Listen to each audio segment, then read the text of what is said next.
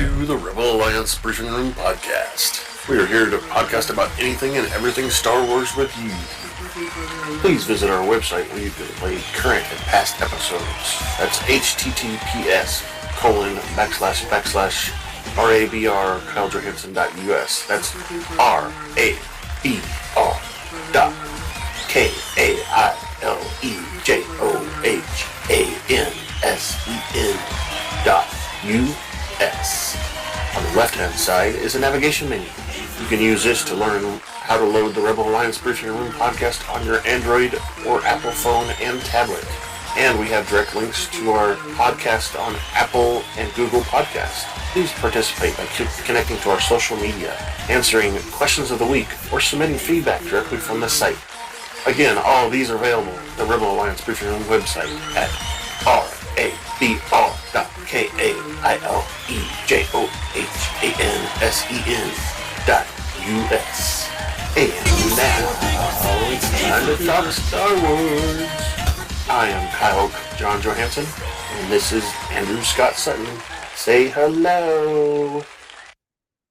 Hello. Hello. Scott's not here today. He's working again, being overworked. We do have Rick here, but he is away right now because he's taking care of some smoked pork he's got working in the smoker. So he'll be joining us shortly. And today we're reviewing Star Wars Bad Batch Season 2, Episode 8, called Truth and Consequences. First we'll go through some news. I got a news article today about our new show. Details of the episode. I'll go through a recap and we'll discuss it a little bit. We've got a question of the week, and then we'll listen to some predictions and thoughts and all the different ways on how to send us feedback. So let's get started with the news. It's time for the news. All right, so I need to share my screen here, so bear with me. Sound share. Okay. So this is my screen over here on the thing. Yeah, we can see it. Good. All right, so we're talking about Star Wars Young Jedi Adventures, and it's supposed to premiere on May 4th on Disney Plus. This is a new show. It's a animated show, and it's supposed to be obviously about younglings being trained and such. And it's kind of geared more towards a younger audience as well. It's not necessarily as adult as some of the other animated shows we've seen. You can see by some of the animation that it's more kid friendly. So it's and this takes place in the High Republic era, which is the era that's way before our movies, or even our prequels. I would say it's probably at least a couple hundred years before the Phantom Menace. It doesn't say here specifically, and we'll probably get a better idea when the show starts. Like it says here, it says it's aimed at preschoolers, which that's a pretty young audience. Let's see what else. Blah blah blah. Yoda training young Jedi younglings. They'll be named Kai, Liss, Nubs, and friends Nash and RJ-83 on planet Tenno.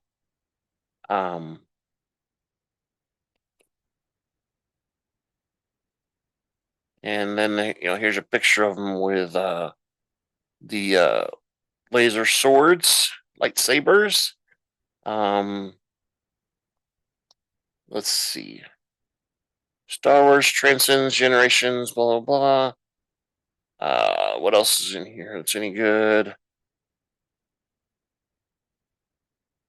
This is basically aimed at trying to get the young kids involved in Star Wars so that they can obviously continue their their dominance.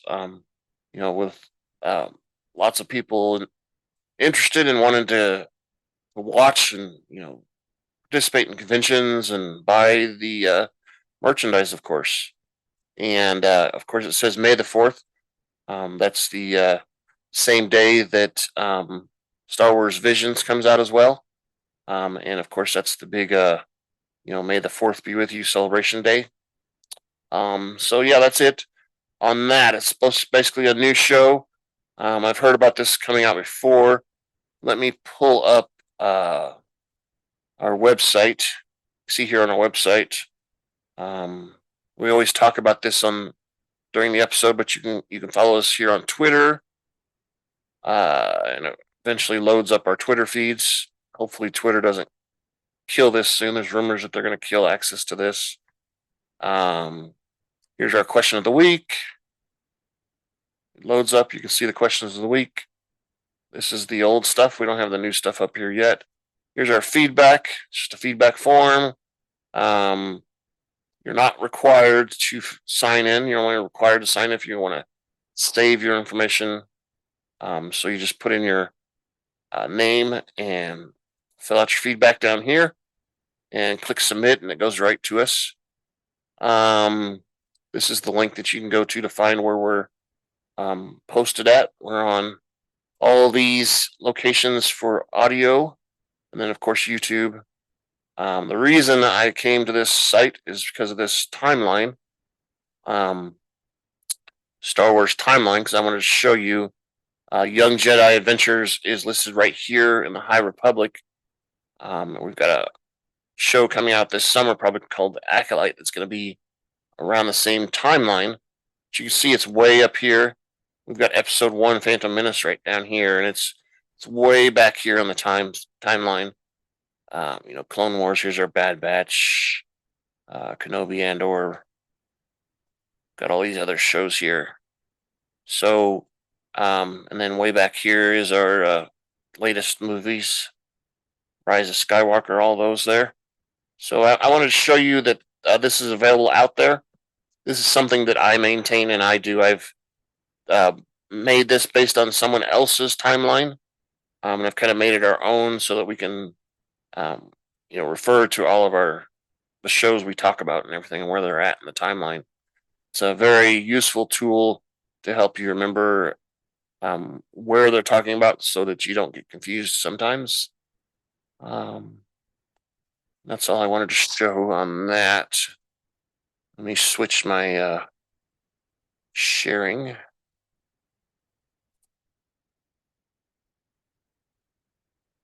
There we go. So we're back to that. And that would end the news. The news. That's right. So that was a quick little news thing. We don't have any other news this time. But I'm going to push this spoiler alert.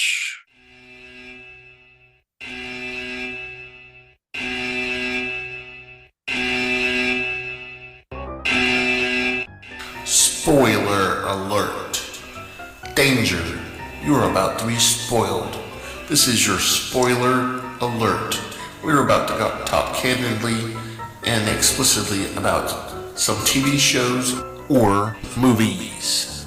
If you have not watched them, please fast forward to the appropriate section. You will not be warned again because you will be spoiled.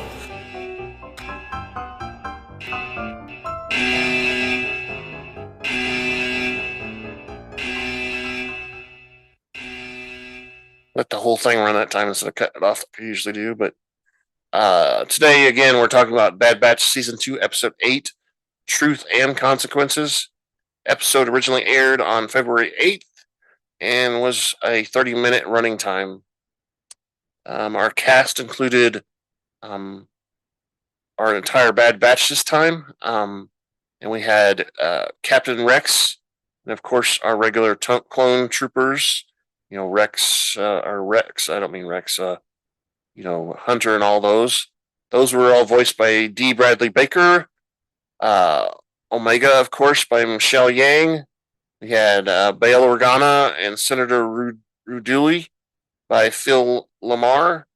We had the Commerce Guild Senator again and Senator Chuchi by Jennifer Hale. Masamada, the blue assistant to Palpatine by Stephen Stanton. And of course, Emperor Palpatine makes an appearance, and that was actually voiced by the Ian McDiarmid, which he hasn't done as many voices of the Emperor lately, and this is the first time in a while that he's actually voiced the Emperor again in the animated shows. Then, of course, we had Vice Admiral Rampart by Noshir Dalal, and Halle Burtoni was voiced by Jamal McMillan. All right, let's do a commercial for Pelly's Modern Repair Shop.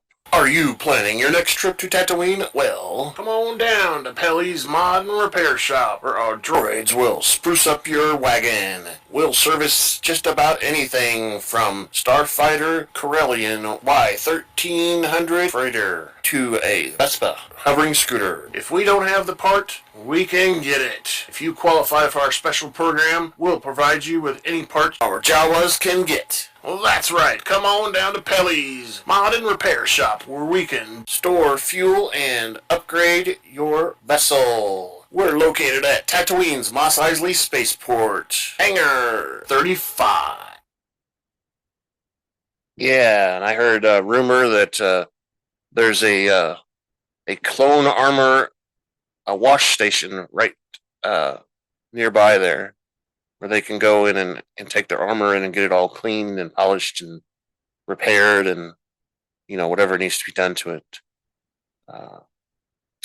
So what that means is it's time to grab your favorite beverage, pull up a chair, and join us in the Rebel Alliance briefing room as we discuss the episode. This episode starts off right away with the Bad Batch and Omega are resting aboard the Marauder, while Gonky, the droid, walks around, gonking and making noises and basically just being annoying, getting in people's way. Echo notices that Omega is meditating, something she picked up from Gunji. Echo doesn't feel comfortable meditating due to his experiences as a prisoner on Wat Tambor on Succa Minor. The clones receive a transmission from Rex, who seeks their expertise.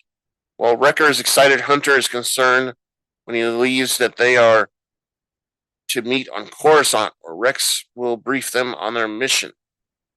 They're very concerned because Coruscant is the center of the Empire, and that's not going to be easy for them to stay hidden on that planet. But then again, it's a huge planet, and there's quite a bit of places to hide if they wanted to, I guess. So when Omega asks what's on Coruscant, Tech explains that it's the capital of the Galactic Empire. Echo adds that the Empire believes they are dead and they won't be looking for them. Hunter says that he hopes to keep it that way. Rex says that he needs them for a covert data extraction mission and will send them a flight plan to bypass Imperial security and coordinates for a safe landing zone. The Bad Batch travel aboard the Marauder to Coruscant. Omega gazes at the skyscrapers while Hunter warns everyone to be steady and be watchful. They land the ship at Trace Martez's shop, where they are greeted by Rex and Senator Ryu Chuchi, who thanks them for coming. Inside the repair shop, Rex shows them the corpse of Sniper X, noting that his identifying marks have been removed. He doesn't have I think almost all of the clones have a tattoo on the back of their neck. He doesn't have a tattoo. He doesn't have anything that notifies who he is. So I think they have a chip in there somewhere too, where they like in their tracking chip that has their identification on it too. Rex explains that he had come to rescue the clone trooper CT-409 Slip, and that Slip was assassinated by the clone, who also tried to assassinate Chuchi. When Echo asks why the clone would want to kill a senator, Chuchi explains that Vice Admiral Rampart has been perpetrating the lie that Kamino was devastated by a cataclysmic storm. She says that Slip witnessed the truth and that he wanted him to testify. She wanted him to testify. Echo volunteers to testify since the Bad Batch survived the attack of Kamino. But Hunter warns that the Imperial Senate won't believe them because they are deserters. Rex explains that they can prove Rampart's crimes by obtaining Slip's backup copy of his command log, which are stored on his Venture-class Star Destroyer, in the backup banks. Rex tells the Bad Batch that the Star Destroyer has been retrofitted at the Imperial shipyard on Coruscant, which is heavily guarded.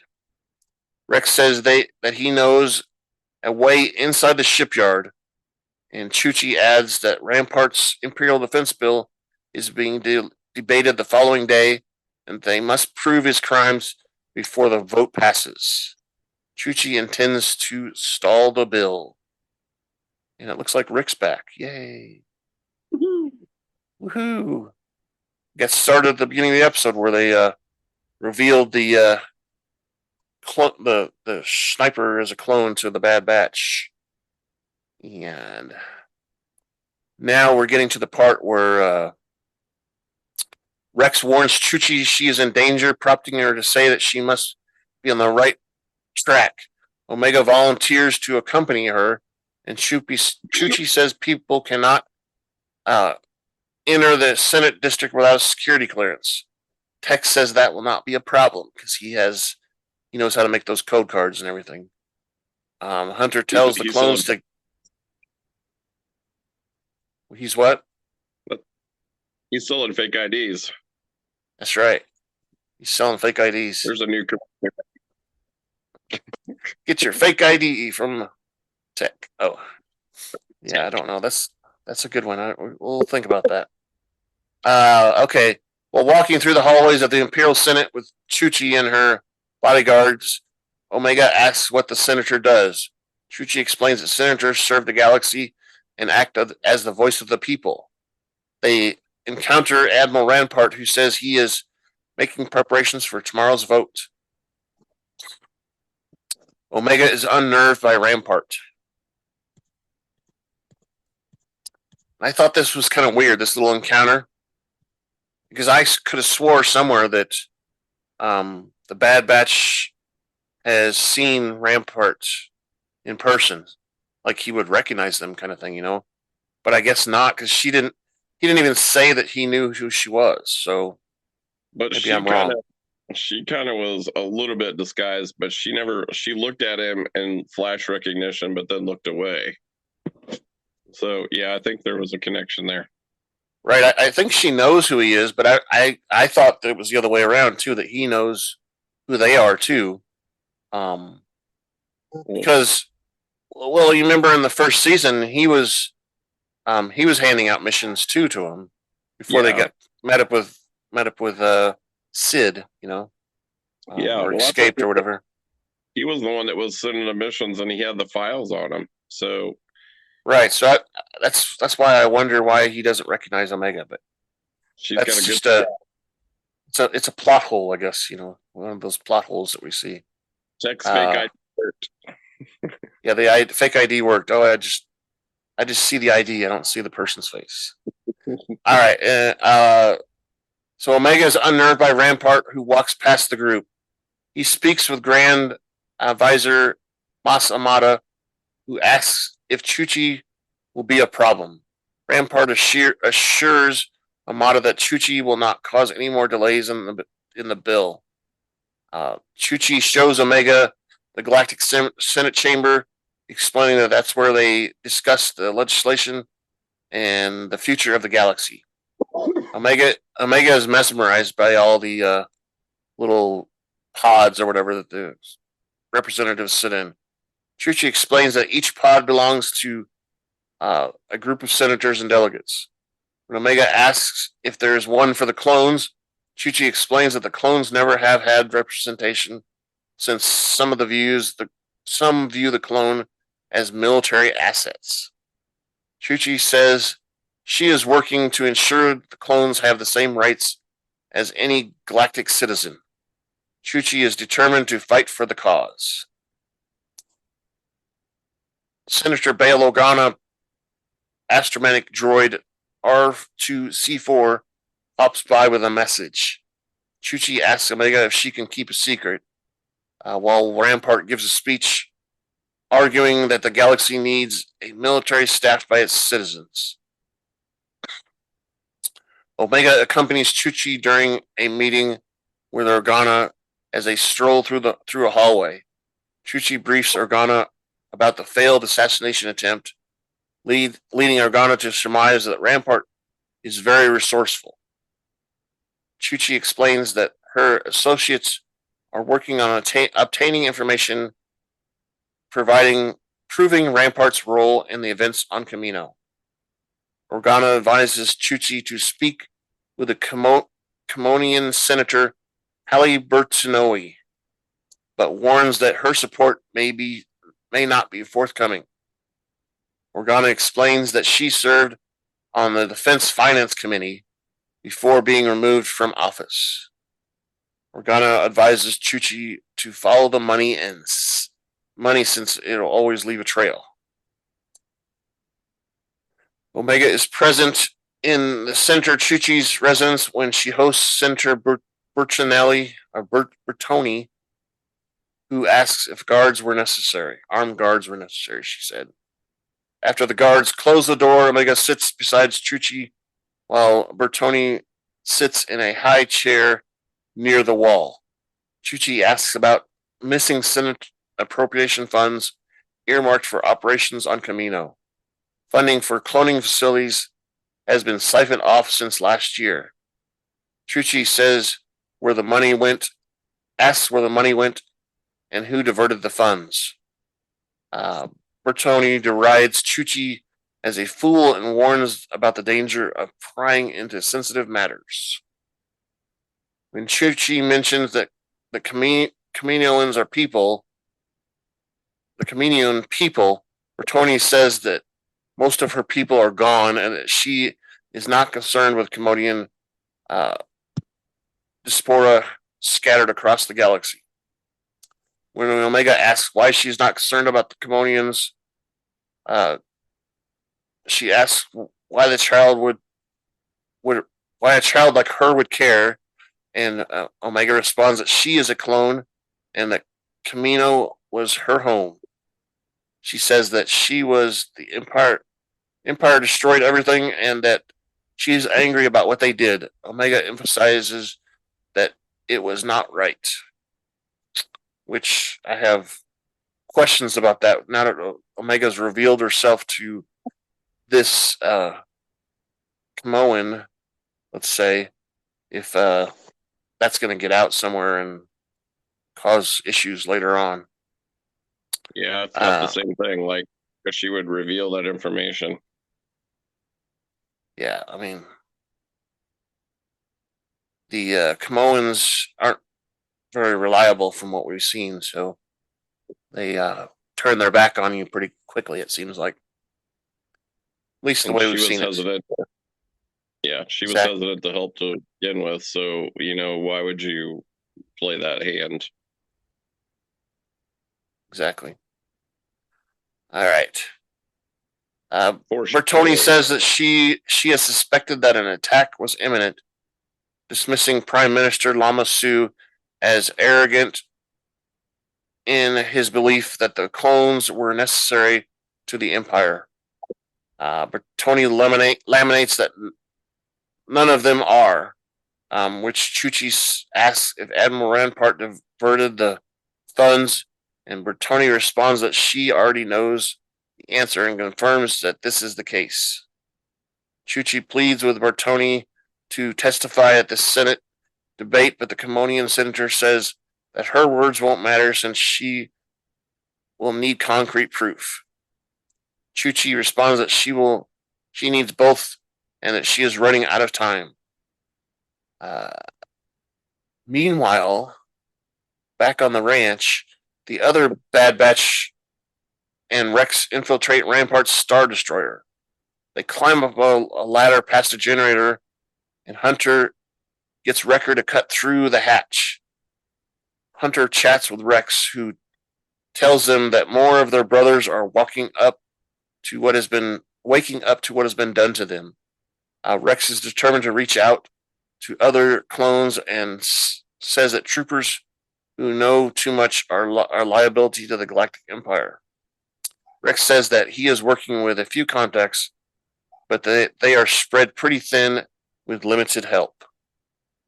After Wrecker encounters a ray shield, Rex manages to improvise and disable the shields. They climb up the manhole and hide under a walkway. There are several clone troopers and droids moving around them. The clones hide under a repulsor lift platform. Wrecker is nervous due to his fear of heights, which Tech manages to hack into a platform's control and commandeers the platform, alarming its droid pilot. Which this is more of a shuttle thing, is what it says. It says it's a platform thing, but it's more of a shuttle that droid's riding in to me, but repulsor lift platform is what it says. It's not a platform. It's a ship. Shuttle. Ferry. There you go. That's better. Ferry. Exactly. Tech gets the speeder to drop them on one of the Ventor's dorsal doors. So he takes control of it and pilots it over to the top of the ship, the Rampart ship, and the clones infiltrate the ship through a hatch. The ship through a hatch. Stunning several clone troopers, the Bad Batch and Rex enter the command bridge. Tech discovers that energy conduits are offline, and the only way to retrieve the data is to reroute the power, which will trigger a security breach. It'll send the alarms off. With time running out, the clones get to work and reactivate the bridge area. Their presence is detected by the Imperial clone troopers, who realize that there are intruders aboard the vessel, which, by the way, is numbered VZ 114.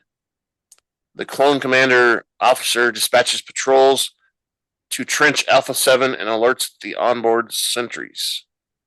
Clone sentries proceed towards the bridge, finding unconscious comrades in the command room outside trench Alpha 7, which is where they're trying to re-establish the download and stuff. Wrecker jams the doors while Tech retrieves the copied files. Rex and the rest of the Bad Batch engage in a gun battle with sentries after they break down the door. The sentries request reinforcements, who dispatch several Alpha 3 Nimbus class D-Wing starfighters. Hunter gets the clones to man the ship's turbo laser cannons, which down several of the starfighters. After Tech completes the data transfer, the Bad Batch activate Plan 5, which involves firing up the Star Destroyer's engines. While the clone troopers retreat from the moving structure, the Bad Batch and Rex fight their way through the clone sentries and head towards corridors. Due to the movements of the engine, the Star Destroyer tilts forward, causing the frontal support clamp to collapse. The Bad Batch and Rex escape in an escape pod, which lands in the shipyard, and they escape down a manhole. I wanted to point out here, Tech says that he was off by 6.4 meters. He wasn't as accurate as he was hoping to. He's done better, he said, I think. Pressure. Yeah. At the Imperial, he was under too much pressure to get it exactly right. Exactly. He missed a decimal point. Rounding error. Yeah. Rounding. Yeah, that's it. That's it. At the Imperial Senate, Rampart argues that there is no need to delay the vote on the Imperial Defense Recruitment Bill since Chuchi's concern about the clone troopers' welfare have been addressed. Chuchi disagrees and says that they cannot take his word since he has given them reason not to trust. She and Burtoni take their pod to the middle of the podium, and Rampart asks what reason they have to delay. Chuchi responds that Burtoni is willing to testify that Rampart has diverted Commonian funds without senator approval. I think we hear a gasp in the crowd at this time. They go, and Rampart's like, "What? Why are they looking at me like this?" Rampart dismisses Burtoni as a disgraced senator. Chuchi proposes a formal investigation into the funds. Outside, Echo passes a copy of the files to Omega. Meanwhile, Rampart responds that he is not at liberty to disclose classified military operations. He claims that the funds were redistributed. Chuchi responds that his actions began months before the events on Tapoka City and suggests that he was planning it from the beginning. Dun, dun, dun. When Rampart asks what she is talking about, Chuchi accuses him of intentionally destroying the Camino clone facilities. Chuchi's allegations are met by gasps and murmurs. Oh, no. Senator Organa watches the proceedings grimly. Rampart denies the accusations as baseless, while Burtoni asks Chuchi for the proof that she speaks of. Chuchi says she doesn't know where it's at. Rampart calls for a vote on the defense recruitment bill to proceed. The intergalactic banking clan senator Gianni Rudicki calls for Chuchi to be removed from the Senate proceedings and censored for misconduct. The unidentified Commerce Guild senator seconds the motion. At that Someone point, probably called her a yeah, you're a liar. Current events, liar. Oh, wrong. Yeah. At this point, Omega presents the data package to Senator Organa, who dispatches his pod and presents the recording to Chuchi. Chuchi presents the recovered command log from Admiral Rampart's venture, which she states proves that his own ship caused the destruction of Tapoka City. She plays the recording of Rampart's bombarding Tapoka City. Omega and Organa watch with vindication, while the other senators react with shock and outrage. Oh no. Oh, she wasn't a liar. How could this be? We've been lied to for years. Well, not years, but I think it's only been a half a year since the first season. But and then we hear the alarm start to go off, and we see the center pod come out from the floor, and there's Palpatine. Palpatine and Grand Visor Amedda rise from the central pod to address the Senate.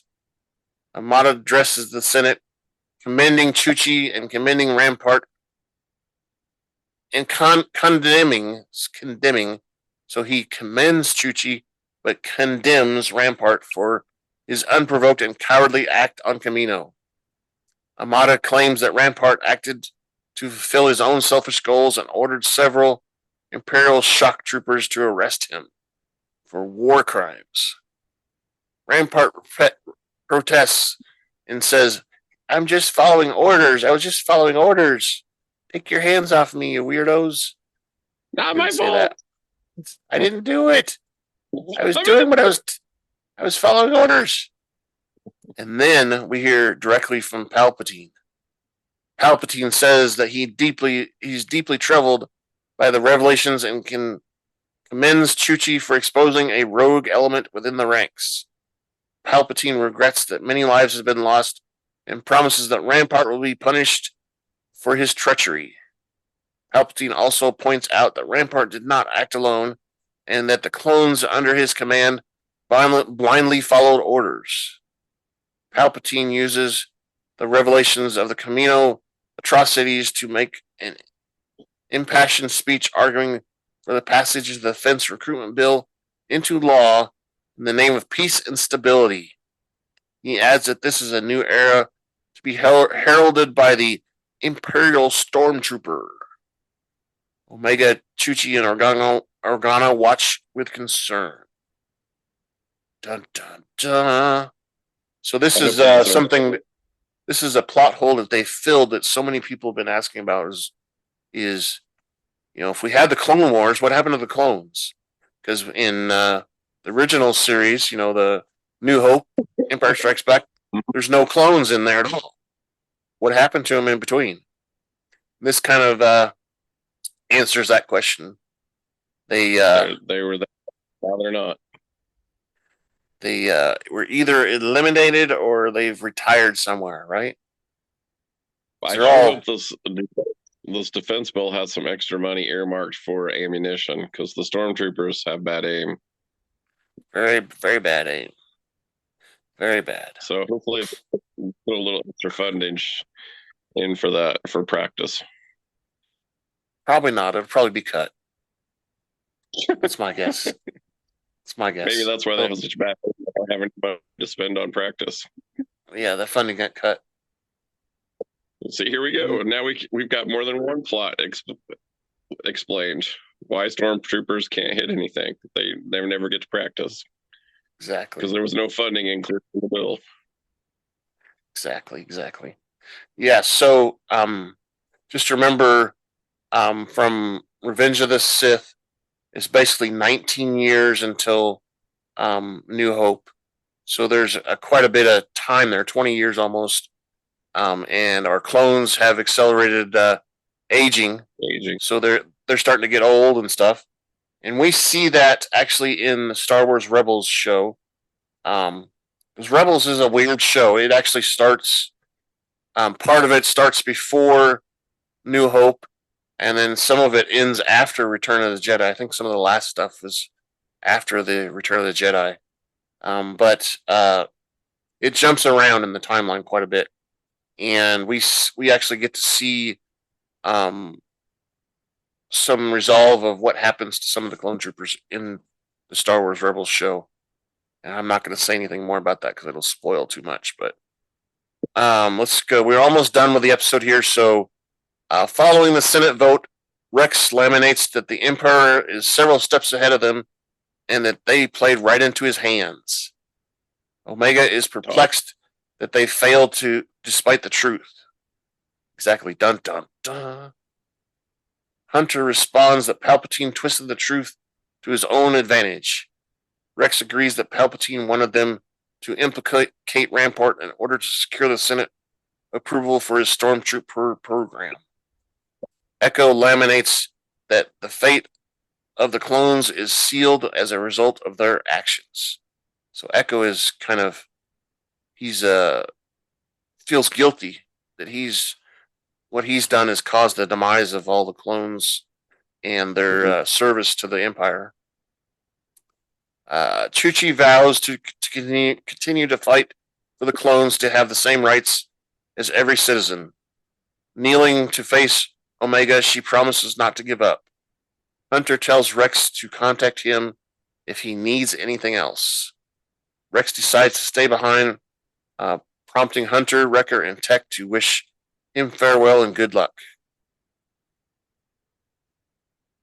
That's not what it said. That's not what happened. They do that to Echo, not Rex. Somebody wrote that down wrong. Omega is surprised that Echo is not coming with the rest of the Bad Batch. Echo explains that he is going with Rex because the clones will need more help than ever. Omega is upset. She actually starts crying, and Echo promises that he will return and tells Omega to keep up her training. Echo hugs a tearful Omega before Omega joins the rest of the Bad Batch aboard the Marauder.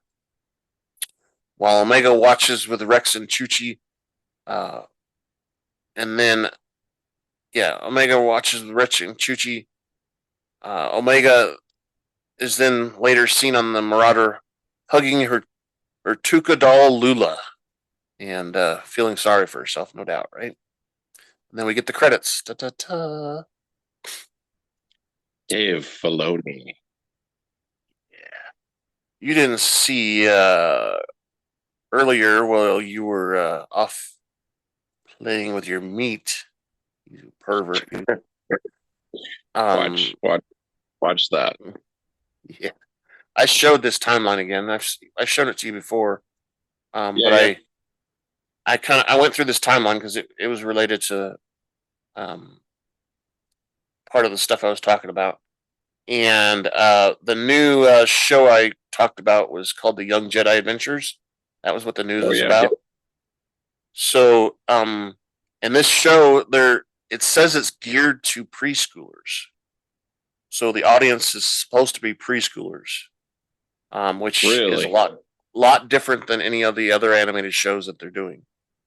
They're trying to get something that the young kids will watch, so they have a new audience, right?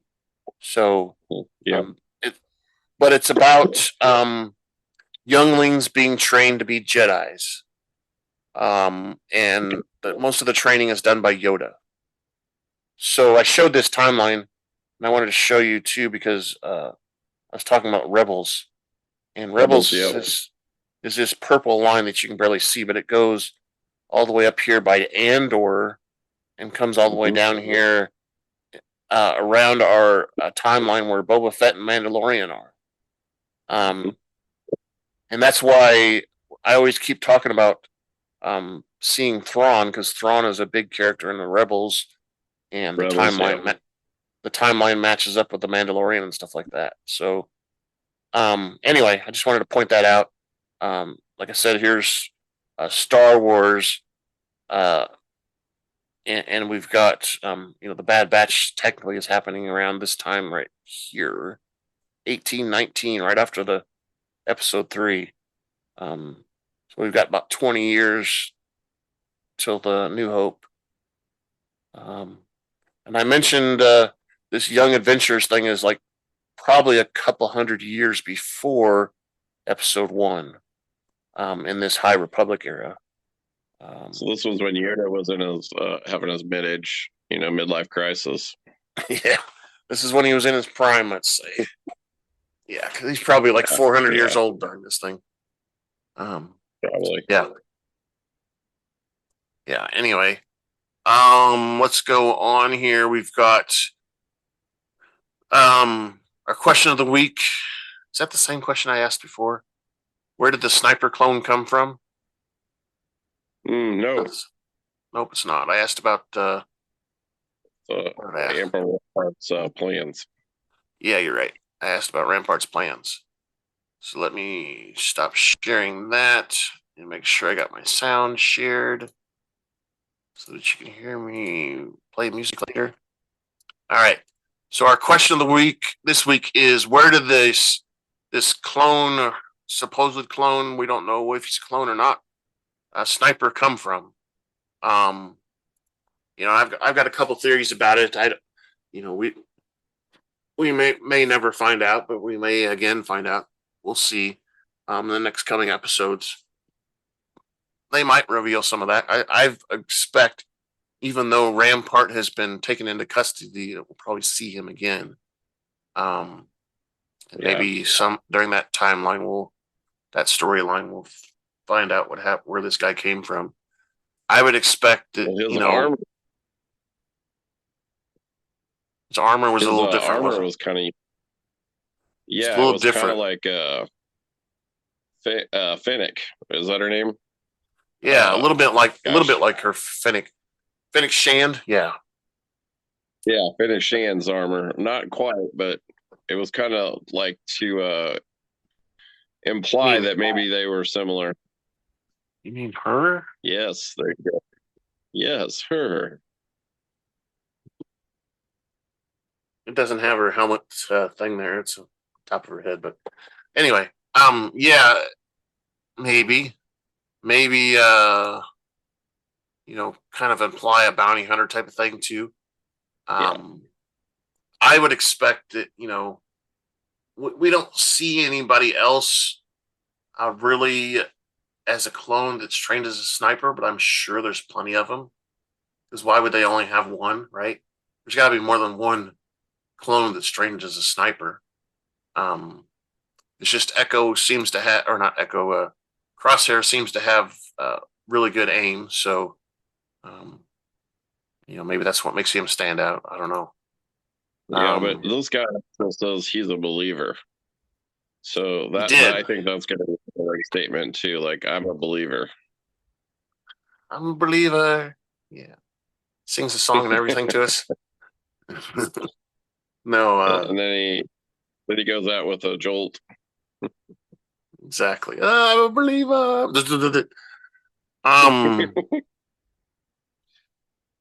Yeah. So he believes in the cause, I guess, or whatever, the Imperial cause. Yeah. So I don't know. I mean, I think he's pretty much, how Rampart was going through and kind of questioning clones for loyalty and stuff like that, right? Yeah. He probably found this one to be particularly loyal and recruited him for whatever jobs he needed. Eliminating his problems and stuff like that, I guess. I would say so. With that, you can find us. He's going to hire the someone else. I don't know. I think it's Rampart that hired that guy, or commissioned him, or whatever you want to call it. Because he was talking directly to him. Contract. Contract. There you go. He was talking directly to him, so kind of makes me lead that, or it could be. I guess it could be Palpatine. Maybe he has commissioned him or contracted him. But we want you to tell us what your opinion is about it, so we need your feedback. Feedback at KyleJohansson.us. That's feedback, KyleJohansson.us.